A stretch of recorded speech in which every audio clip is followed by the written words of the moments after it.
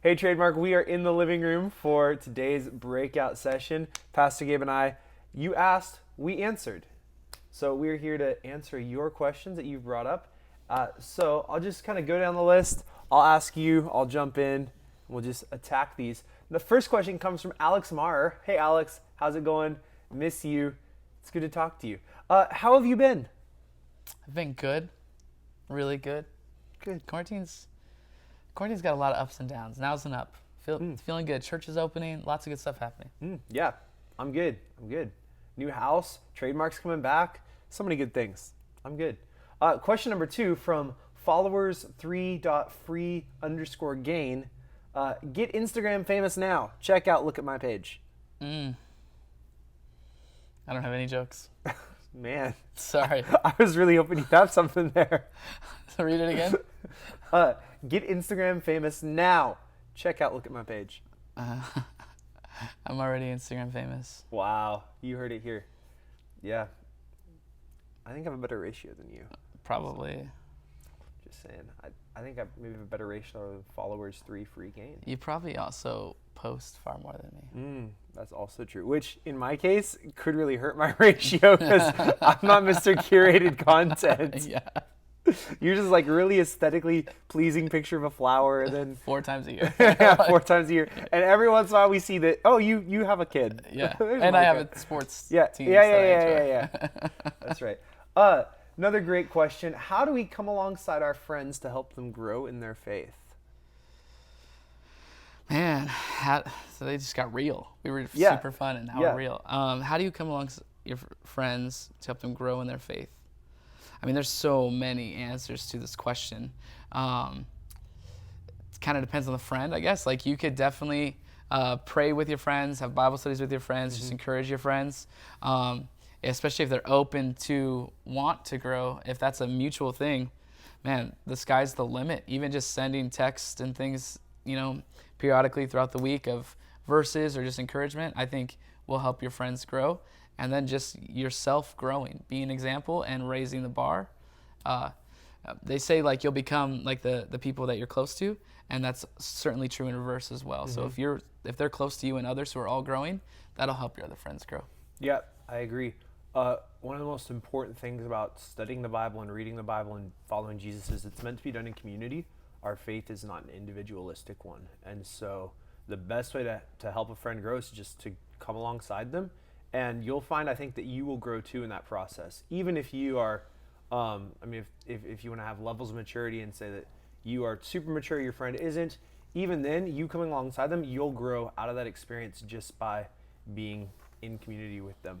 The next question kind of goes right along with that. What about a friend who isn't strong in their faith? How do we encourage them when they don't express a desire to grow?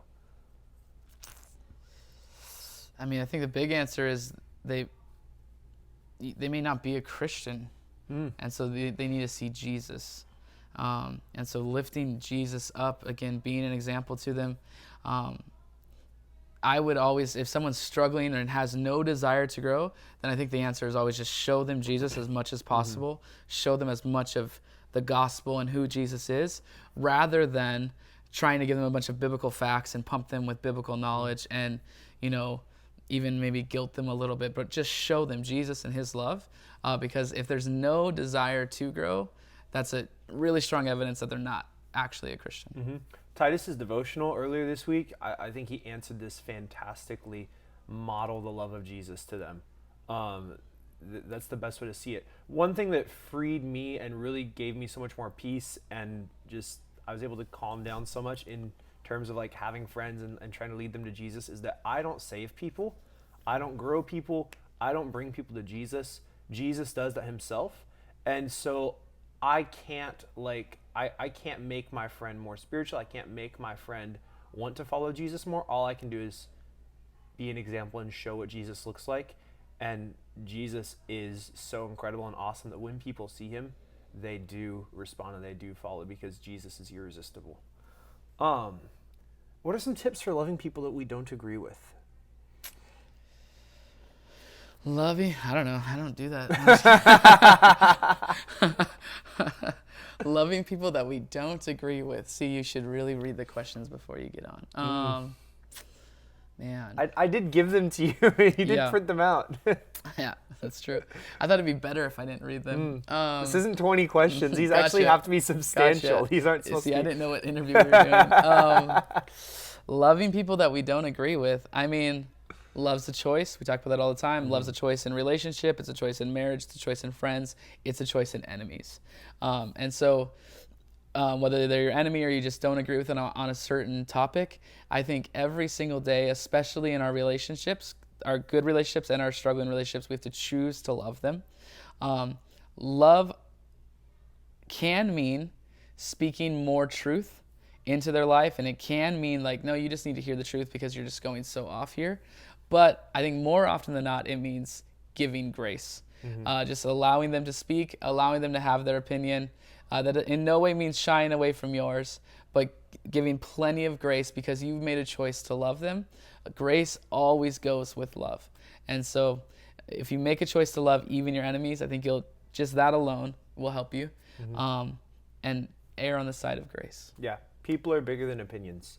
And so there's a deeper person beneath that opinion that you disagree with. And I guarantee you, if you take time and get to know someone well enough, there's going to be things you agree on. And anyone, no matter how much you love them or like them, there's going to be some things you disagree on. And eventually you'll find something major.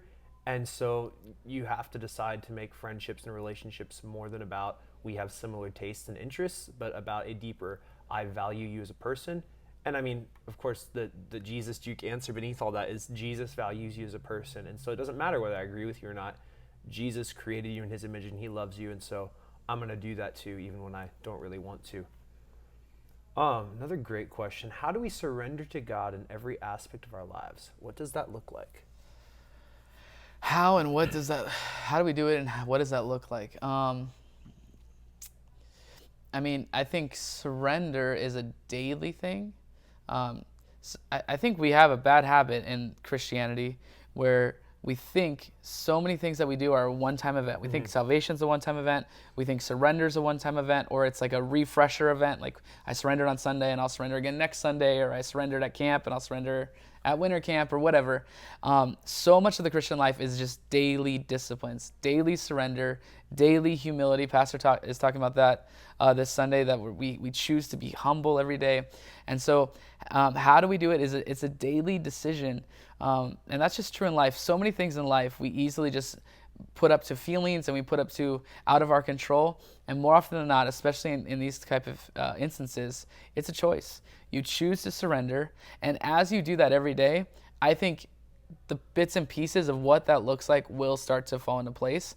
It's waking up and just saying, God, I surrender this to you. And the next day I surrender this to you. And as you do that, you'll see these things turned over for God. I think what that looks like is holding most things in your life with an open hand. If you hold it with an open hand and you're trusting God and you're seeking him and you're surrendering to him, that is the best. Not to let go of things, but to hold them with an open hand. Just these are God's relationships, things, dreams, goals. They're all God's. I'm holding on to them. I appreciate them. I'm pursuing them, but ultimately they're God's. I surrender them to him. Yeah, that's good. I don't think I have anything to add to that. That was a really good answer. What kind of friends does God call us to be? I mean, Jesus was full of grace and truth. I think that's the goal. We'll never be full of grace and truth, but I think that's the pursuit, is to just, man, I'm going to be the kind of friend who has so much grace, just grace upon grace upon grace upon grace in every single moment. And I'm going to be the friend who speaks truth time and time again. No one's there. I was just having a conversation with a friend, and we were talking about which way do you lean? Do you lean grace or do you lean truth? I leaned grace and they learned, or I leaned truth and they learned grace. So I think you have to know that. You have to be aware of that and then kind of counteract it a little bit. That's the best friend you can be, is full of grace and full of truth. You'll never hit it, but that's the pursuit. Yeah. That's a fearless love. So loving someone courageously, and you're willing to hurt someone's feelings because you love them, willing to have your feelings hurt because you love someone. And that, along with grace and truth, I think balances everything out. When I'm willing to tell you, things that you need to change. I'm willing to tell you things, just even things that aren't sin issues, right? Just practical tips for having good relationships with your friends. be at a place where you can say, hey, I really don't like when you do that or say that or act like that, and be loving enough of your friend that you're willing to take that and say, okay, I'm going to try to not do that around you. And it's not even sin issues or moral issues, but just things that get on people's nerves. Let's love people and be willing to die to ourselves a little bit in those aspects. Yeah, I think I want to add, I just heard this today, or I read it on Twitter, but I think it's good, it's been in my mind, is permission to be honest, especially with people you're choosing to love, people that you have a relationship with, your friends. Permission to be honest. Do it with grace and do it with truth, but permission to be honest, and just know that it's super rare to die of a heartbreak. So if you lose a friend over honesty, and your heart's broken over it, whether it's your best friend or it's your boyfriend or girlfriend or whatever, it's super rare to die from heartbreak. So be honest, wrap it in grace, and trust God with your relationships. Yeah, if the friendship dies over honesty, it wasn't a real friendship to begin with. Yeah. Real friendships are deeper than that. How can we evangelize and talk to others about Jesus during quarantine? I mean, in some ways it's easier now than ever because no one's expecting face-to-face interaction. So if that makes you nervous, so many people are nervous from face-to-face interaction. So now you can just call people, you can FaceTime people, I guess that's kind of face-to-face, you can text people, DM people, whatever. But that first step is still hard. That first step of, no, I'm going to intentionally do this, I'm going to intentionally speak into this, that you still have to do. But again, it's so rare that it's literally like a spiritual gift, I think, to evangelize and be good at evangelizing. So for most Christians, they have to take that step and just go, no, I'm going to do this. Even though I might not be good at it or it might not go perfect, I'm going to be intentional about evangelizing. I don't think there's a limit of opportunities. I think there's a limit of courageousness. And courage is you almost have to force courage a lot of times. So you have all the opportunities. You don't actually, the question, I don't think the question actually means like, I don't have any way to do this. It's literally impossible. There's no means. No, there's means. They're just, you need to have the bravery to go with it. Yeah, don't underestimate the power of your platform. You have a platform just by virtue of, I mean, more now than ever with social media, you can get on your story every day and say whatever you want, and a bunch of people are going to watch it just because it feels bad to have that button unclicked. And so I find myself clicking through stories that I don't care about, and I honestly, I really don't want to hear from you, but I'm going to click and watch your story because it feels bad to have that bubble there. And so even the most hostile, anti-Christian people on your platform that you interact with, they're going to see that bubble pop up, and that is a window to the gospel. Don't waste your window. Yeah. With that too, I think we have this like social media pressure in our day where you're like, I don't have a following. Only like 20 people watch my story. And it's like, man, 50 years ago and all the rest of humankind, 20 people to watch whatever you post is unheard of. You would have to be an emperor or a king or something. Like you would have to be like Paul. Paul would travel thousands of miles just to have an audience. And so 20 people, 15 people, 5 people who will click and watch your story, that's a huge audience. That's massive. And so many people are like, well, if I actually had an audience, I would do it. And they're expecting an audience of like 10,000 people. And it's like, man, Jesus spoke to much smaller audiences than that. Surely you can do it. Yeah. And if you want that audience to grow, you have to start by speaking. No one's going to come sign up for something that isn't there. And I'll say this too. So there's a guy in my Instagram story who I see every day. He posts a bunch. I disagree with most of what he says. I really kind of makes me angry sometimes, but I know it's there, and I know exactly where he stands on things. And there's times that I have questions about like, what do people who think like you think about this? How do you view? And so there's been times when I've messaged him and talked to him, and I would never have done that if he wasn't just always posting, getting this stuff out there of, hey, here's my view. I'm not ashamed of it. And so as a Christian, you have the potential of a platform, and you might really piss some people off with what you post, standing for truth, standing for Jesus, standing for righteousness, but they're going to know where you stand. And when they have questions, they're going to know that there's someone that they can talk to and ask those questions to. You have an incredible opportunity that I don't have. I do not have a window into most people's lives. Very few people will ever come to me with problems, with life questions, just because I work at a church.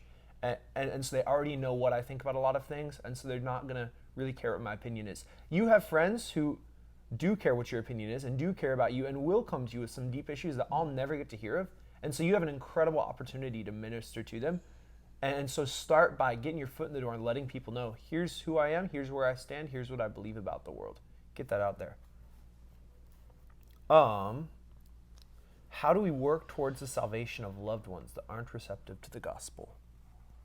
I mean, prayer. The first thing is just praying by name for them every single day. There's countless stories of people who prayed for years and years and years and years for their best friend or their aunts or their son or their daughter or whoever to get saved. People who were just so anti-God, and they just prayed over and over again. They loved them. They spoke truth in their life, but they prayed, and what it was powered by was prayer. Ultimately, Adam touched on this earlier, you can't save them. There's nothing within your power to save them. So what you can do is you can cry out to the only one who can. You can cry out to Jesus. You can do that every single day. There's power in prayer. There's power in faith. And that's really step one. Obviously, someone needs to talk to them, right? Someone has to share the truth with them. Again, someone has to lift Jesus up.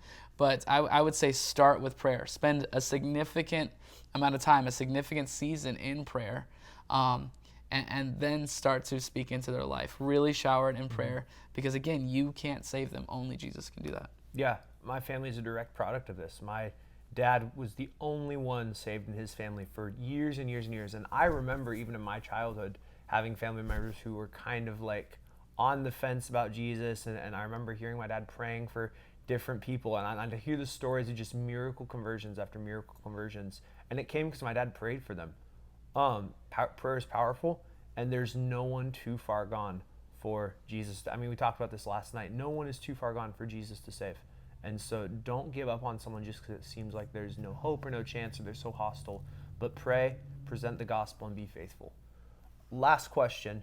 What is a good balance between adoration and supplication in prayer?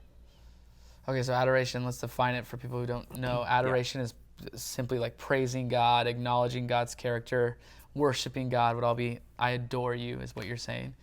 Supplication is begging God or crying out to God, asking God to do something for you. What's a good balance? I don't think there's a balance. My prayer life is so not balanced. Like there's days where it's just so much adoration, and then there's days it's so much just crying out to God to move and to do stuff. I would say the balance is do them both every day, and don't worry about 50-50 or 40-60 or whatever. And remember that God already knows. So it's not like you're like, man, I'm sure God's up there making a list with all my needs, and the list is just getting long and he's running out of paper. Like he knows, he can handle it. If it's on your heart, it's on his. So you can't worship him enough, and if there's needs in your life, he knows. So bring him before him, and you can't exhaust God. But ultimately, just do both and don't worry about percentages or balance. Pastor Gabe, resident prayer expert. Every Wednesday night, Pastor Gabe is teaching our adult Bible study, and he's been going through Luke, talking about the prayers of Jesus. If you have questions about prayer, tune in on Wednesday night, 7 p.m., mcathechurch.online.church, and watch him give his messages. You can also look back through our archive on YouTube and find tons of messages from Pastor Gabe on prayer through the book of Luke. Very powerful resource if you want to pray better, pray more, learn what prayer is, how prayer works. For me, my adoration informs my supplication, and my supplication informs my adoration. When I start talking about how great God is, I recognize how many things I need and lack. And when I recognize how many things I need and lack, I recognize, man, God is so great and he can supply my needs. So it's just a cycle for me of going in and out. God, you're holy and awesome and wonderful. And God, I'm so sinless and broken, or sinful and broken and terrible. And God, you are provider, you are sustainer. And God, I need your provision. I need your help. God, thank you that you care for my needs. It goes back and forth. So it's a continuous cycle. So that's all the questions. Nice. I was a little bitter that you guys asked such utterly practical questions. I couldn't just cop out and talk theology for the whole time. But these were good questions. Thanks for submitting them. Thanks for watching. Thanks for tuning in to all these breakout sessions. This has been a great week. I hope you guys have enjoyed it as much as I have. It has been great. If you've missed anything, you can watch back on YouTube, MCA the Church, or at Trademark, IGTV, at MCA Trademark, IGTV. Yeah, love you guys.